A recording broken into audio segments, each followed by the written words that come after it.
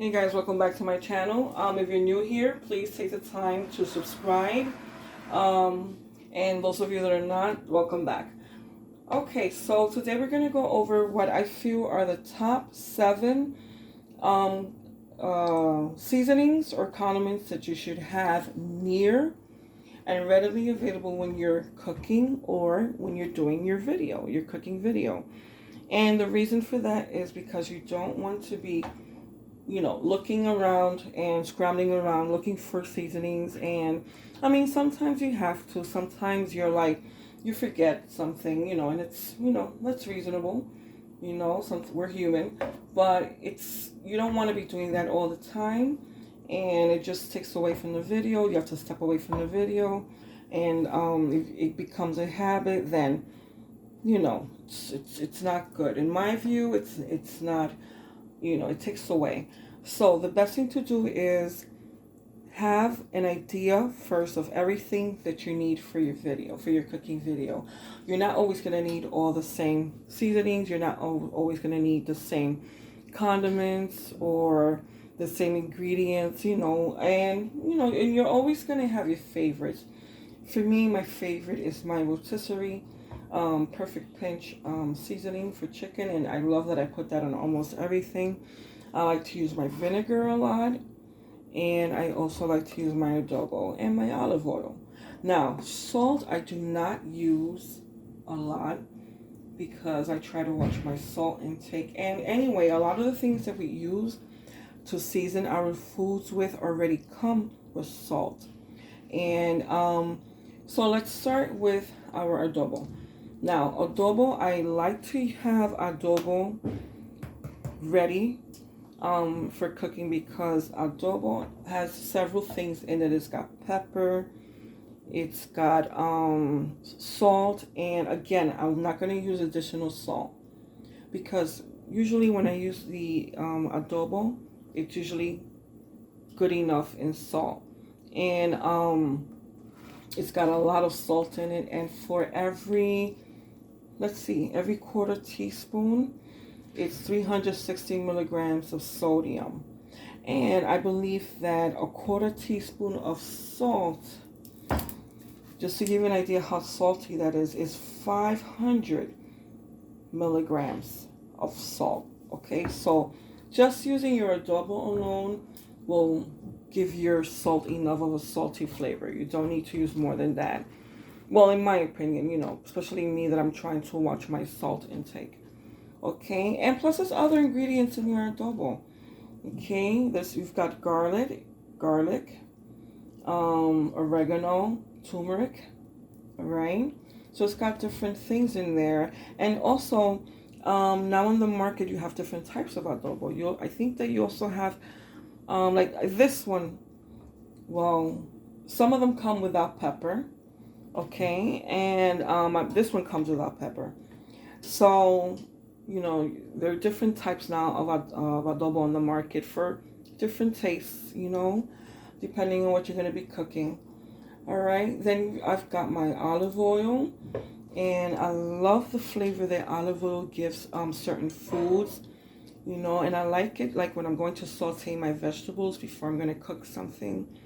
I like to use about 2 tablespoons of olive oil, and I usually mix it in with regular oil, and so it doesn't burn and it doesn't take a lot of high heat.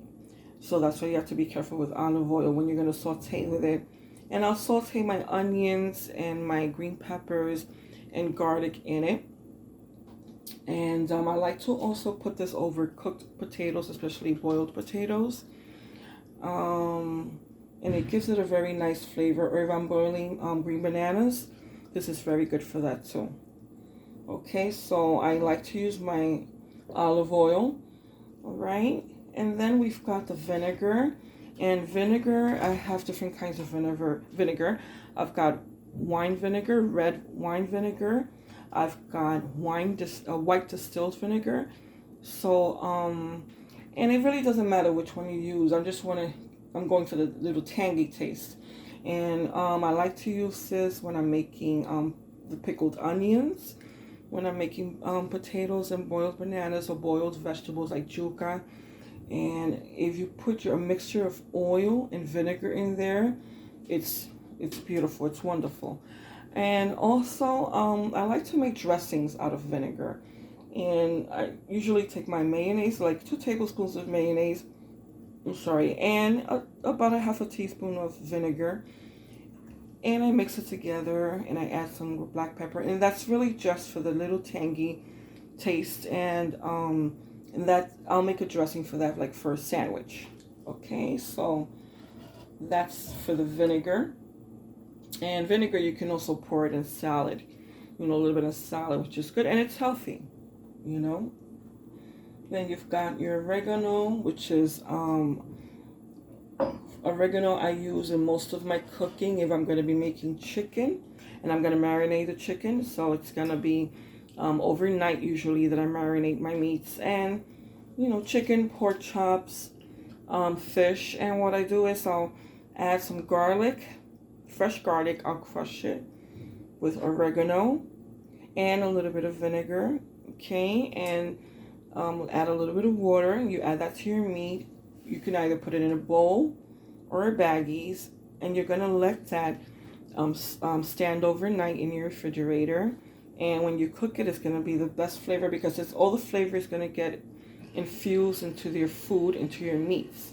And when you cook it, the cooking is gonna bring out all the flavor that it was marinating in. So that's good for that.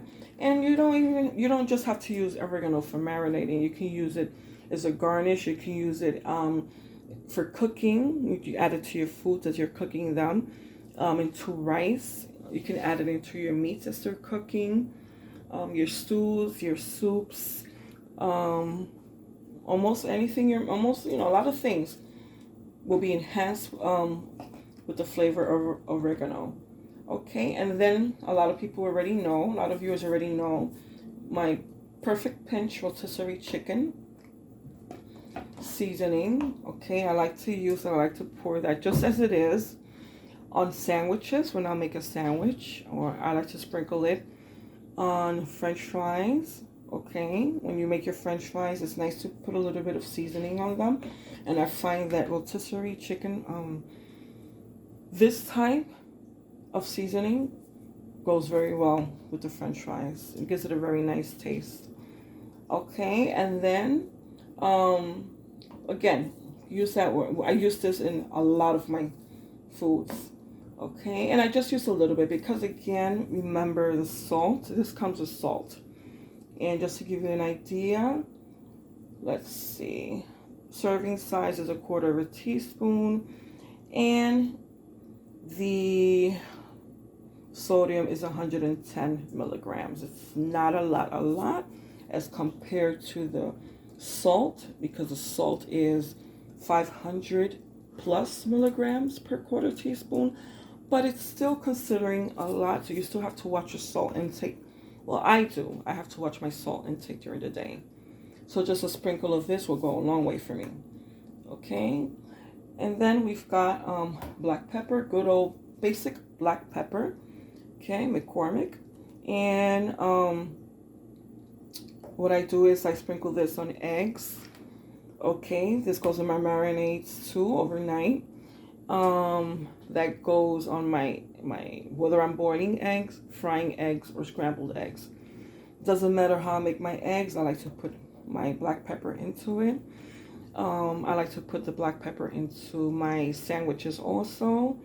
So once I've made my dressing for my sandwich, okay, what I like to do is I like to put a little black pepper in there. Okay, and let me not forget that I also, when I make a dressing, sometimes I don't make a dressing with just the mayonnaise and the vinegar. A lot of times I like to use some olive oil, black pepper, and the vinegar. Okay, I like to use all these three, and I mix them together, and I'll make a little oil and vinegar dressing for my sandwiches. Okay, because sometimes you want a little bit of the olive oil taste in your sandwiches, and that's also good for a salad. You can also put that in your salad, or you can put that over your cooked vegetables. Okay, either way, whatever food you're making, they'll be great with all of these seasonings. Now, these are the seasonings that I basically, my top 7 that I basically like. I mean, there are more that I like, but these are the ones that, the 7 that I use mostly, but I also do use many more seasonings. I've got a cabinet full, but they're very specific. A lot of them are specific to different foods, and I'm sure that you have your favorite, your top 7, that your favorites. Okay, guys, please consider subscribing, and I'll see you next time.